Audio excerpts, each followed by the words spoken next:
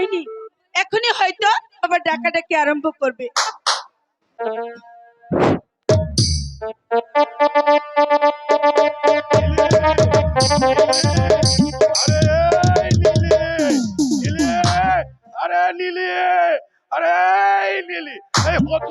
মেয়েটার কাণ্ড দেখো দেখি। এই নীলি, তুই গেলি কোথায়? দেখো দেখি মেয়ের কাণ্ড।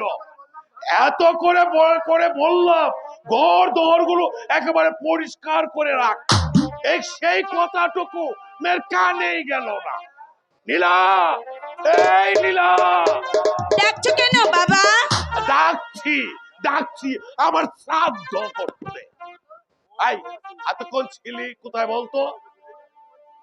আমি এত করে বলছি ঘর দৌড় গুলো একটু সাফ করে রাখ, তা কানেই ঢুকছে না।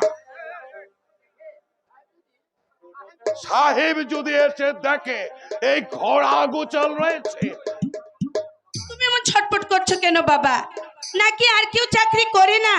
কত বাঘা বাঘা সাহেবকে তুমি পার করে দিলে, আর এই সাহেব তো শুনেছি ছেলে মানুষ। না না না, ও কথা তুই বলিস না। সাহেব সাহেবই, সাহেব আমার ছেলে বুড়ো কি অক্ষর সাপ, ছোট হলে কি হবে, বিষ আছে তার। তাই বুঝি? নিশ্চয় নিশ্চয়। হাকিম বলে কথা, হাজার হাজার মানুষের দণ্ডমুণ্ডের মাল